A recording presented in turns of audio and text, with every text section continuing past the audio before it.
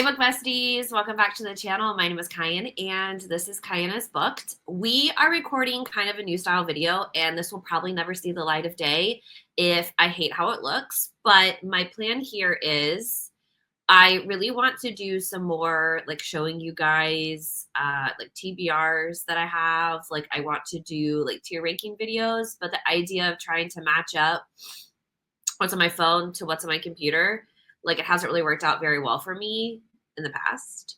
So I am trying StreamYard, and that's why you see like whatever. I'm trying StreamYard. We're gonna see how it works out today. And like I said, if I hate this, y'all will never see the light of day. Like this will never see the light of day.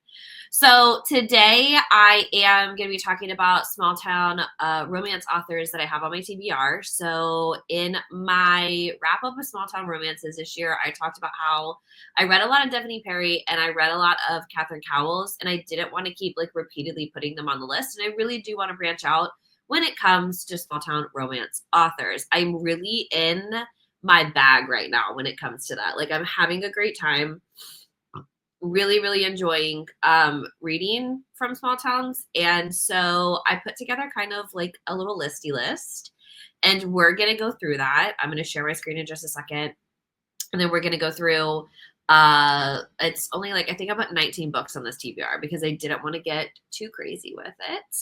And we'll kind of chat about like my plans for it, if I'm going to vlog any of them or anything like that. So without further ado, we're going to add to the stage my Goodreads list right here. So this is my cute little list right now. And we'll start, I don't know why Lucy Score's at the top because, I don't know, maybe it went by last name and they put the S first. I'm not sure. So I've never technically read a Lucy Score book, I don't think. And I didn't want to go back in my total read to see like if I was lying to myself or not. But I haven't read it, so obviously I would. Oh my gosh, it says read right here. Hang on, can I edit this right now? No, to read. There we go. Okay. I don't know why it said that. Okay, back on track. So the Knock 'Em Out series, I haven't read anything from the series. Obviously, it has like a very strong following. I know that there are a lot of like really sick like special editions for it and all that kind of stuff. So it's definitely a series that got really popular, and then I got stressed out about it, and then I put it to the side like I normally do with really popular series, but I would really like to get into it. And like I said, I haven't read a Lucy Score yet, so I think it would be a good time. So I would read Things We Never Got Over, Things We Hide from the Light, and then Things We Left Behind. I'm pretty sure I own these two books, if I remember correctly. I don't know. But anyways, I do want to read Lucy Score in 2025. And this TBR is for authors that I do want to pick up in 2025. So just want to go ahead and caveat that. Next is going to be The Rebel Blue Ranch by Lila Sage. So first one is Done and Dusted. Second one is Swift and Saddled. And the third one is Lost and Lassoed. I thought I put the fourth book on here, but maybe I didn't, obviously. So these are the ones, I have all three of these, I believe, sitting like literally on my bookshelves. I got them at like $5 each on Amazon. I think there was a deal going on at the time. So I'm really excited. I have had Done and Dusted on 2 TBRs already, haven't read it yet. So hopefully I feel myself just like wanting to reach for a cowboy soon. I have heard really good things about it. I know it doesn't have a cult following, but it is very popular. So definitely something I want to check out. Next up, I have Aurora Rose Reynolds. And honestly, it's her like super hot guy covers that have always like kind of made me be like, let me read her, right? And I've never really just picked a book up from her yet. So I went onto her website, and Until is a popular series, and then I know that Until goes into another one of her series. So there's that, and then Rushed is also another popular series, and like I'm not even gonna lie to y'all, I really like this cover. So that's another reason why it made the shelf. Then, this is kind of embarrassing to admit out loud. I've never read Laura Pavlov, but I adore her. I've met her. I always share like her cover reels and her release dates and everything like that. And she's been on my TBR for a while now. I think like what happens is I love finding an author who has like a very robust TBR, and then I live in that TBR for a little bit, and then I'm like, oh no, I don't have anything else to read, and then I have to move on. So I'm kind of in the stage of like finding more authors to move on to. And I think Laura Pavlov is going to be really good because I know a lot of my friends who enjoy Catherine Cowles also really enjoy her. So definitely excited to get started. Her Willow Spring series looks to be the first in like her start of the rise into the small town romance. So I'm going to start with Frayed. I actually already have it downloaded on Kindle Unlimited, so that's exciting. Next up is going to be A.L. Jackson. So I have a meeting to read A.L. Jackson for the longest. Like, I can't even tell you guys how long I've actually been like waiting to read her or like wanting to read her.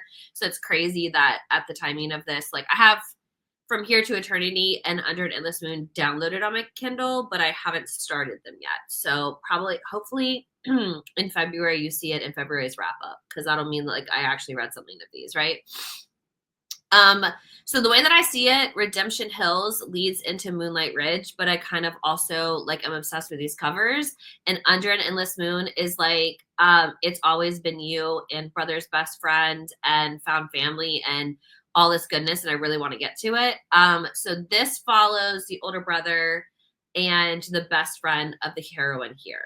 So it's like all very closely knit.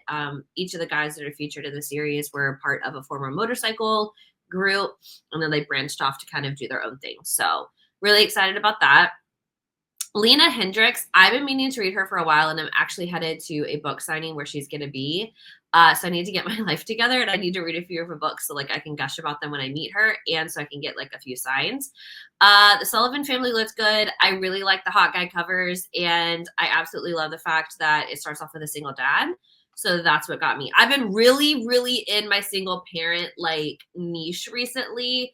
And please give me any type of single parent romance. Like I just read a dual single parent romance, and I just can't even explain to y'all like how much I freaking loved it. So Melanie Harlow is another one that's been on my list for a while, and Cloverleaf Farms is the series that I found her from. So I figured, hey, why not start there? So this is Irresistible, and I know that she already has the second gen of the series, and I love a good second gen read. So I'm really excited about this one, and I definitely want to go ahead and get started on the series. So I'll pick up Irresistible first, and then if I want to go further in her backlist, I will. But it seems like a really good place to start. Kate Canterbury, In a Jam is definitely super popular. I know because I just got Eternal Embers' book box where they did the special edition of this. And it's definitely a book that's kind of been like on my radar. I've never read anything from her. I know that this book is really popular.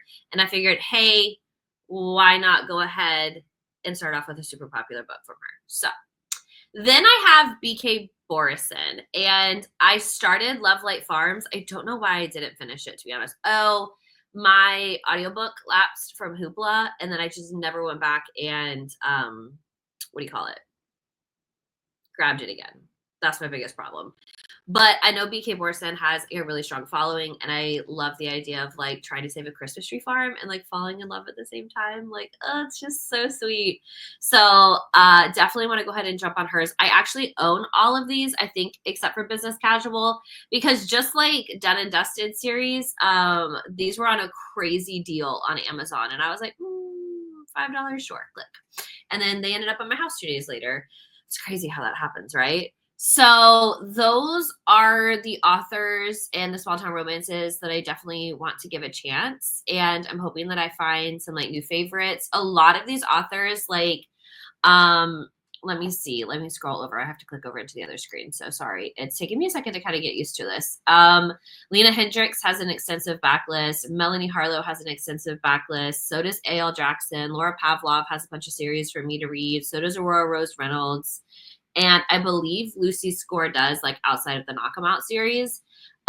So I'm just really excited because I think it's going to be a great opportunity for me not only to find some, like, super cool authors, but at the same time, find some book backlists that I can binge. Because I'm not even lying to you, like, the opportunity to binge an entire backlist is, like, one of my favorite things to do. Point blank period. So this is kind of a short video. I really just want to kind of throw out there some authors that are definitely on my radar that I definitely want to pick up here soon. Let me know in the comment section down below if you've read from any of these authors or if you have any recommendations for small town romance authors that I didn't mention. I do read Stephanie Perry already. I have read Catherine Cowles already. Those are the two I feel like are going to be probably recommended the most if I had to guess. But I'm always open to suggestions. I'm not completely done with either of their back. Actually, I lie. I'm done with Catherine's backlist, and I'm very close to Devaney's backlist being done, which is why I'm kind of like, okay, like who am I going to replace for my backlist binges? So thank you, as always, for tuning in. I hope you like the new style of video. Like I said, if it makes it to YouTube, it means I didn't hate it that much. This was an easier way to film this type of video though, so I really do feel like I probably will keep this, but we'll take a look. And my deepest apologies for the state of my hair. It has been pouring in Florida and I just didn't have it in me to pull my hair out of the braids until I absolutely had to, which is going to be tomorrow when I go to work. So as always, thank you so much for watching. I hope you enjoyed the video. I hope maybe you got a couple of recommendations as well. If you're looking for the specific bookshelf I was showing you on Goodreads, my link is down in the description box below, so you can definitely become a friend and then take a look at the book list that I was sharing with you guys. And as always with Book Besties, I will catch you in the next video. Bye.